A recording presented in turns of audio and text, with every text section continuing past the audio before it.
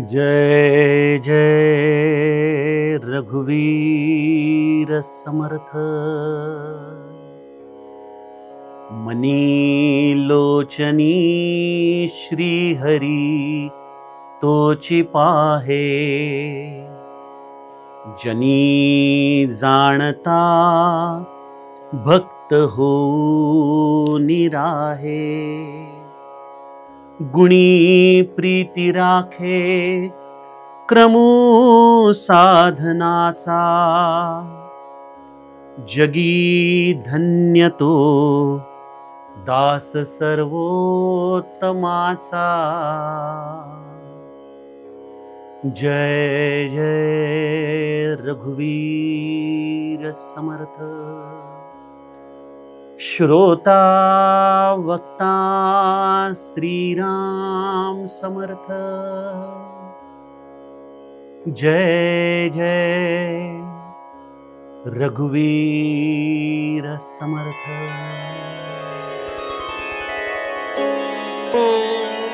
श्रीराम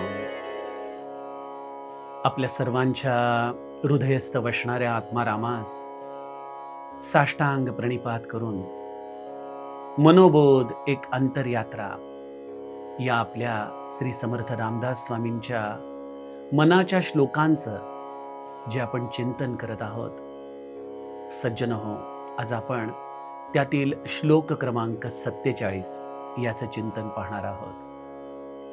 समर्थ आपल्याला गेल्या श्लोकामध्ये एक अत्यंत महत्त्वाचा विचार समजावून सांगत होते। समर्थांनी आपल्या मनाला या राघवाच्या चरणी नित्य ठेवण्याची अतिशय मनापासून विनंती केली, कारण एक क्षणाचं विस्मरण देखील मनुष्याला विषयाच्या अरण्यामध्ये घेऊन जातं। तो फरफटत या विषयांमध्ये ओढला जातो। जसं एखाद्या एक्सप्रेसवेचं एक्झिट चुकावं त्याप्रमाणे मनुष्य हा चुकीच्या रस्त्याने निघून जातो। म्हणून मना जे घडी राघवे वीण गेली, जनी आपुली ते तुवा हानी केली, रघुनायका वीण तो क्षीण आहे। खरोखर हे विषय मनुष्याला नेहमीच क्षीण देत आलेले आहेत आणि या विषयांच्या आधी राहूनच आपण पुढच्या जन्माची पुन्हा तयारी करत असतो।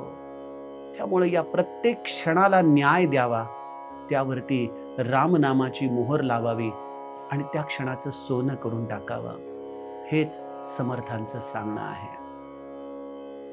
सज्जनो, जेव्हा आपण समर्थांच्या या सगळ्या श्लोकांचा मनामध्ये विचार करू लागतो, तेव्हा लक्षात येतं की अरे, आपण तर या सगळ्या अवस्थांपासून बरंच लांब आहोत। जसं एखाद्या वर्गामध्ये फर्स्ट क्लासमध्ये पास होणारी मुलं असतात, सेकंड क्लासमध्ये असतात, थर्ड क्लासमध्ये असतात, काही नापास होणारी असतात। पूज्य बाबा त्यांच्या प्रवचनात म्हणायचे की गावाकडं सगळ्या शाळा झाडाखाली भरायच्या, एकच मास्तर, त्यामुळं अगदी दुसरी पासून ते पुढच्या इयत्तांपर्यंत सगळे वर्ग एकत्र भरायचे। त्यामध्ये एक मुलगा इतका नाठाळ होता की मिसरूड फुटायची वेळ आली तरी तो काही दुसरी इयत्ता पार करू शकत नव्हता। शेवटी मास्तरांनीच पाठीत धपाटा घातला आणि जा आता पुढच्या वर्गात म्हणाले।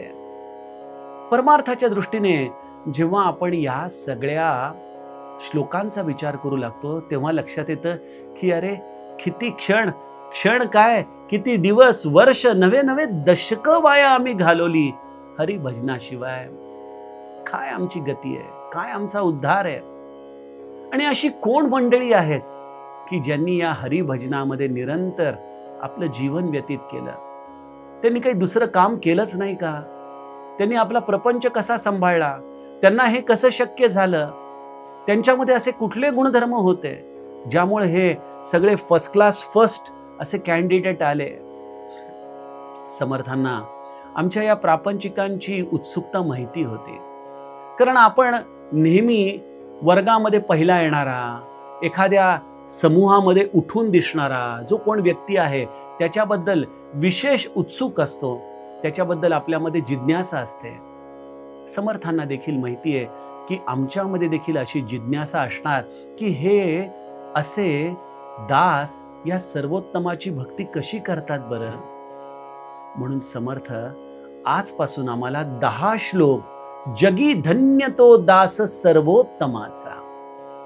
या सूत्राच्या आधाराने 10 श्लोक समजावून सांगणार आहे. जगी धन्य तो दास सर्वोत्तमाचा. इथं 2 गोष्टी समर्थ आपल्याला सांगतात. एक म्हणजे जगामध्ये धन्यता कोणाला मिळते? जो सर्वोत्तमाचा दास होतो त्याचंच जीवन जगामध्ये धन्य समजलं जातं. प्रापंचिकरित्या कदाचित आपण यशस्वी होत, पण धन्य होत की नाही याची आपण खात्री देऊ शकत नाही. पण जो निरंतर हरिभजन करतो, ज्याने प्रत्येक श्वास राम नामी लावला आणि ज्याने आपला अंतकाळ देखील राम भजनामध्ये साधला, तोच या जगामध्ये खऱ्या अर्थाने धन्य होतो. आणि असा धन्य होण्यासाठी काय करावं? सर्वोत्तमाचा दास व्हावं. सर्वोत्तम कोण आहे या जगामध्ये? आपण यावरती अनेकदा चिंतन केलं. सर्वोत्तम म्हणजे ज्याच्यामध्ये कुठल्याही गोष्टीचं न्यून नाही, जो पूर्ण काम आहे, जो सर्व दृष्टीने परिपूर्ण आहे. आणि भगवंताच्या निर्माण केलेल्या या जगामध्ये कुठलीच गोष्ट ही परिपूर्ण नाहीये. प्रत्येकामध्ये अंशात्मक गुणदोष आहेत. कोणीही परिपूर्ण दोषी नाही आणि कोणी परिपूर्ण गुणी नाही. प्रत्येकामध्ये हे अंशात्मक आहेत. मग ज्याने याला निर्माण केलेलं आहे तोच गुणातीत, या गुणांच्या पलीकडे असलेला सर्वोत्तम आहे. आणि ते तत्व आहे राम. तो राम हा सर्व दृष्टीने सर्व गुणसंपन्न आहे. तो मर्यादा पुरुषोत्तम आहे. तो पूर्ण अवतार आहे भगवंताचा.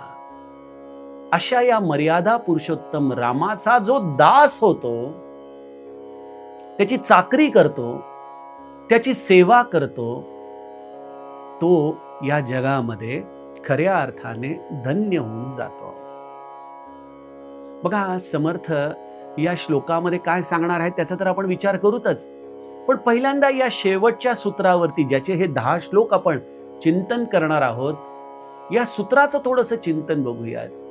जगी धन्य तो दास सर्वोत्तमाचा. या जगामध्ये प्रत्येक जण काही ना काहीतरी धडपड करत असतो चांगल्या परताव्यासाठी, होय की नाही? अनेक लोक बघा चांगल्या नोकरीमध्ये असतात, पण लगेच आपला रेझ्युमे दुसरीकडे पाठवतात, आणखीन कुठेतरी इंटरव्ह्यू देऊन येतात. मग आपण विचारलं ना, अरे काय सगळं चांगलं चाललंय ना इकडं? नाही, पण ह्या बेटर प्रॉस्पेक्ट्स आहेत असं सांगून तो राजीनामा देतो.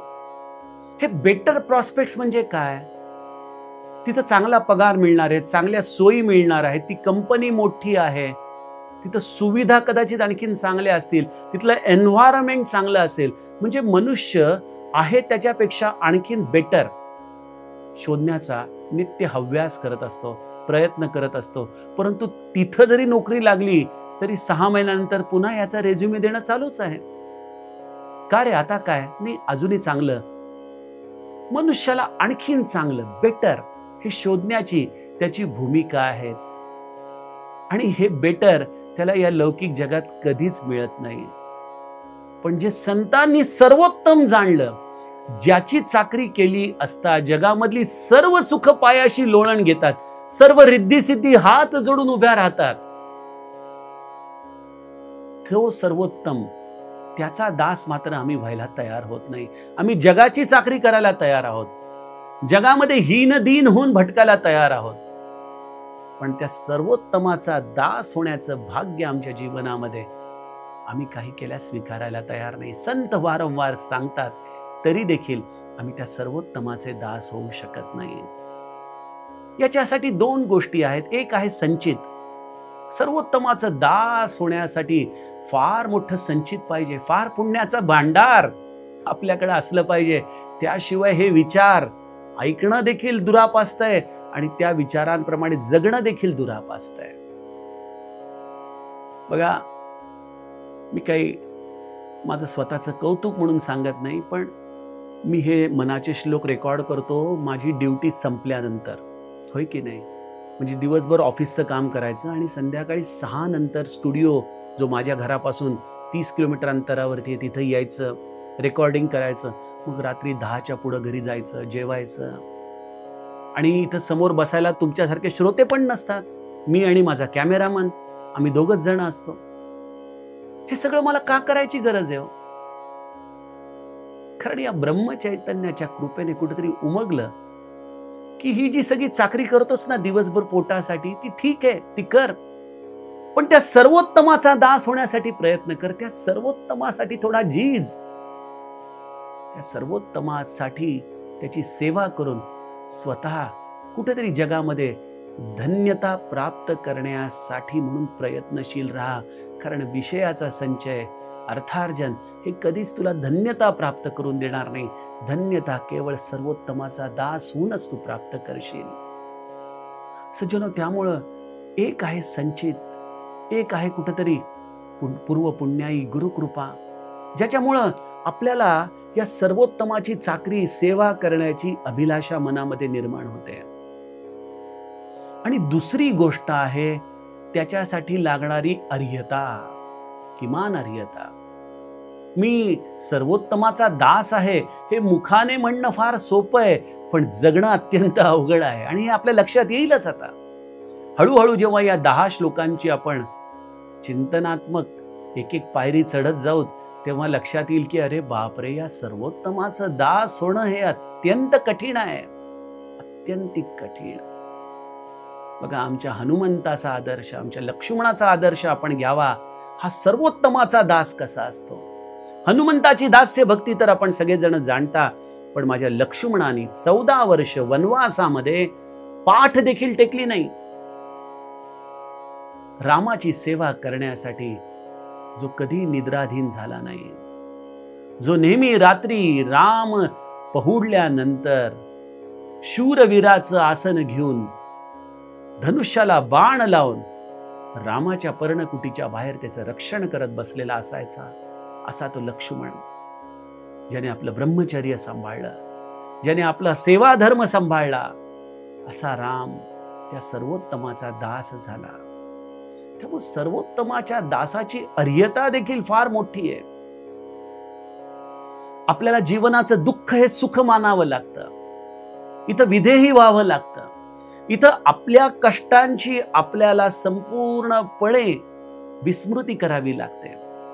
आपल्या स्वामीच्या सेवेमध्ये आपल्याला झिजावं लागतं. तेव्हा सज्जनो, हे जीवन चंदनासारखं धन्य होऊ शकतं. अशा या सर्वोत्तमाच्या दासाची काही लक्षणं समर्थ आजच्या श्लोकामध्ये आपल्याला सांगतायत. मनी लोचनी श्रीहरी तोची पाहे, जनी जाणता भक्त होऊन राहे. 2 वाक्यामध्ये समर्थांनी आपल्यापैकी 99% लोकांच्या जणू काही विकेटच पाडून टाकलेल्या आहेत की तुम्ही या सर्वोत्तमाचा दास होण्याचा विचार देखील करू नका. ठीक आहे, प्रयत्न करायला काही हरकत नाही, परंतु ते माउंट एव्हरेस्ट आहे, ते प्रत्येकाला चढता येण्यासारखं नाहीये. पण ठीक आहे, प्रयत्न तर करा, तो आदर्श तर समजून घ्या. मनी लोचनी श्रीहरी तोची पाहे. बघा, आम्हाला 2 डोळे आहेत. एक हे चर्मचक्षु, जे नेहमी बाह्य वस्तू बघतायत, आणि एक हे डोळे बंद केल्यानंतरही आमच्या मनासमोर, मनःपटलासमोर एक दृश्य उभा राहत आहे. आपण आता आपल्या क्षणभर डोळ्यांना काय दिसते ते बघा बरं. आपल्याला तर आपल्या घरातल्या वस्तू दिसत असतील, काही व्यक्ती दिसत असतील, त्यांचे गुणदोष दिसत असतील, आणि हे प्रवचन संपल्यानंतर आपण या गुणमय जगामध्ये त्याचं चिंतन करण्यामध्ये व्यस्त होऊन जाणार आहोत. पण आम्हाला या लोचनांनी ज्या वस्तू दिसतायत, ज्या व्यक्ती दिसतायत, त्यांच्यामध्ये आम्हाला आमचा राम दिसतोय का हो?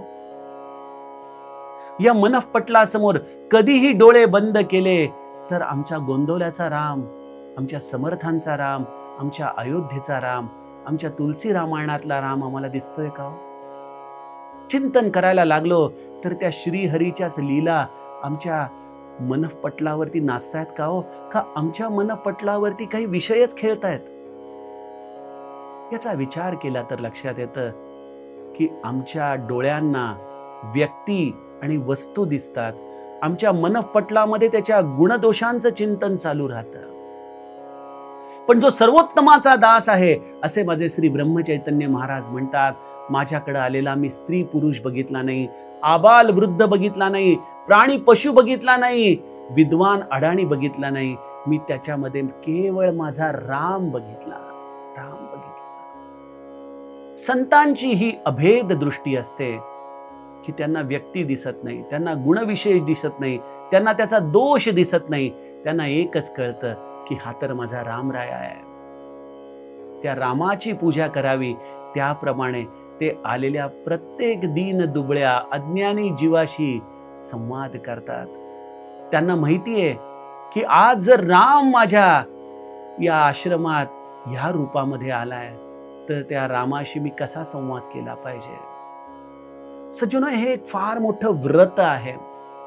गुणदोषाशिवाय या जगाकडे पाहणं, ही गुणातीत दृष्टी निर्माण होणं, आणि हे चित्तशुद्धीचं प्रतिबिंब आहे. जेव्हा तुमचं चित्त शुद्ध होईल त्याच वेळेला तुम्ही या दृश्य जगाकडे गुणातीत होऊन बघू शकाल, त्यामध्ये राम बघू शकाल.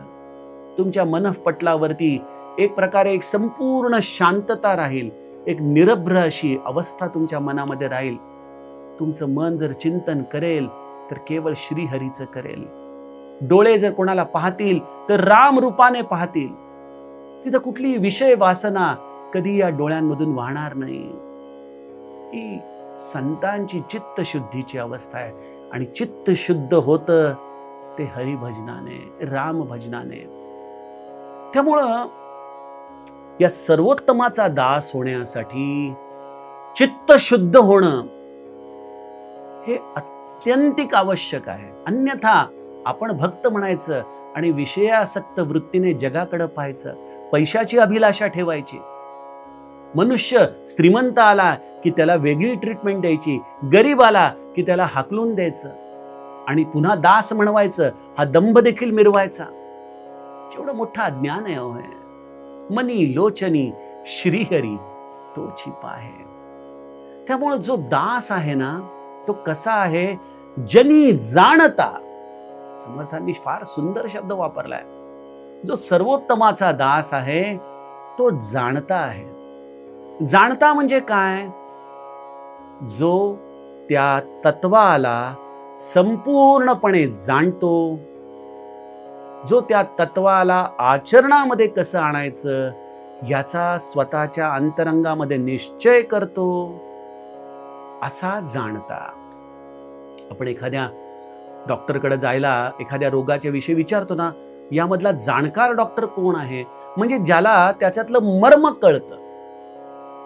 असा केवळ सद्गुरू आहे परमार्थामध्ये, जो जाणता आहे, जो सर्वोत्तमाचा दास आहे, जो आपल्या मनाने आणि लोचनाने केवळ श्रीहरी पाहतो. असा हा सद्गुरू रूपी तत्व अंतःकरणामध्ये जाणून आहे. जनी भक्त जनी जाणता भक्त होऊन राहे. तो जाणता आहे, पण जाणतेपणाचा अहंकार त्याच्यामध्ये नाही. काही लोक जाणकार असतात, पण तुला काय कळतंय रे असा अहंकार एक प्रकारे दाखवून ते समोरच्याला गुणदोषांनीच पाहतात, आणि त्यावेळेला त्यांच्या हृदयातला श्रीहरी निघून जातो त्या व्यक्तीला पाहताना. हे फार मोठं व्रत आहे सज्जनो. व्यक्तीला योग्य शब्दात समजावायचं पण आहे, आणि त्याच्यावरती त्याच वेळेला राम रूपाने ममत्व देखील करायचं आहे. माझ्या रामाने राक्षसांचा वध देखील केला, आणि इंद्राला सांगितलं केवळ माझ्या वानरांना जिवंत कर, कारण राक्षस मला सन्मुख होत होत मेलेले आहेत, आणि त्यामुळे त्यांना मी त्याच क्षणी निजधाम दिलं. शत्रूच्या बद्दल देखील वैरभाव न ठेवता त्यांच्याशी युद्ध करणारा तो राम आहे. त्यामुळे प्रपंचात ज्याचं जे चुकेल, व्यवहारात ज्याचं जे चुकेल, ते त्याला योग्य शब्दात सांगायचं पण आहे, आणि त्यामध्ये राम देखील बघायचा आहे. ही दृष्टी केवळ जाणत्याकडे असू शकते. त्यामुळे जनी जाणता भक्त होऊन राहे, या दोन परस्पर विरुद्ध गोष्टी आहेत. जाणताही होणं आणि भक्तही होणं. आणि असा हा जाणता समर्थ म्हणता, जनी जाणता भक्त होऊन राहे, गुणी प्रीती राखे क्रमू साधनाचा. सगळं जाणूनही तो सगुण भक्तीचं कुठल्याही गोष्टीचा अव्हेर करत नाही. काय होतं, एकदा तत्वज्ञान कळालं की ब्रह्म सत्यम जगन मिथ्या. मग जगन मिथ्या आहे तर समर्थांना देखील सगुण उपासनेचा समास लिहावा लागला. कारण दासाने विचारलं की सगळं जर जग मिथ्या आहे तर रामाची भक्ती कशाला सगुण उपासना करायची. यावरती समर्थांनी त्याला किती पद्धतीने समजावून सांगितलेलं आहे की अरे आमच्या कुळी आमचा रघुनाथ आहे, त्याच्यामुळं आमचा परमार्थ रूपी वैभव फुललेला आहे. बघा, जनी जाणता भक्त होऊन राहे, गुणी प्रीती राखे क्रमू साधनाचा. ज्या मार्गावरून जाऊन हा भक्त जाणता झालाय, त्या मार्गाचा तो अव्यय करत नाही, तो दोर कापून टाकत नाही. तिथं नामस्मरण हवंच, तिथं साधना हवीच, तिथं वैराग्य हवंच, तिथं विवेक हवाच, तिथं सगुण उपासना हवीच, तिथं भजन हवंच, तिथं ग्रंथ पारायण हवंच. याच्यातल्या कुठल्याही गोष्टीचा अव्यय तो जाणता, स्वतः जाणता झाल्यानंतरही अव्यय करत नाही. आणि जे लोक त्याच्याकडे येणार आहेत त्यांना देखील तो त्याच मार्गाचं अवलंबन करायचा उपदेश निरंतर देत राहतो. महाराजांच्या 365 दिवसाच्या प्रवचनाचं सार काढायचं असेल तर एकच सार आहे, नाम घ्या, नाम घ्या, भगवंताचं नाम घ्या. कारण त्या मार्गानेच परिपूर्णत्व संतांनी प्राप्त केलंय आणि त्यामुळे त्या साधनेचा ते अव्यय करत नाहीत. ठीक आहे की नाम घेतल्याने डोळे उघडे ठेवून जग नाहीस होईल. महादेव म्हणतो उमा कहू मैं अनुभव अपना, सतहरी भजन जगत सब सपना. आदि शंकराचार्य म्हणतात ब्रह्म सत्यम जगन मिथ्या, जीवो ब्रह्मैव नापरा. ही सगळी अंतिम ध्येय आहेत. ती ध्येय जेव्हा मिळतील तेव्हा मिळतील, पण त्या ध्येयाकडे जाणारा मार्ग मात्र खंडित होता कामा नये. आणि तो मार्ग आहे गुणी प्रीती राखे क्रमू साधनाचा, जगी धन्य तो दास सर्वोत्तमाचा. सज्जनो, असं हे भगवंताच्या दास होण्याचं अति अवघड तप व्रत समर्थ आम्हाला या 10 श्लोकांमधून सांगणार आहेत. त्यातील पुढील श्लोकाचं चिंतन आपण उद्याच्या सत्रामध्ये करूया. जानकी जीवन स्मरण. जय जय राम.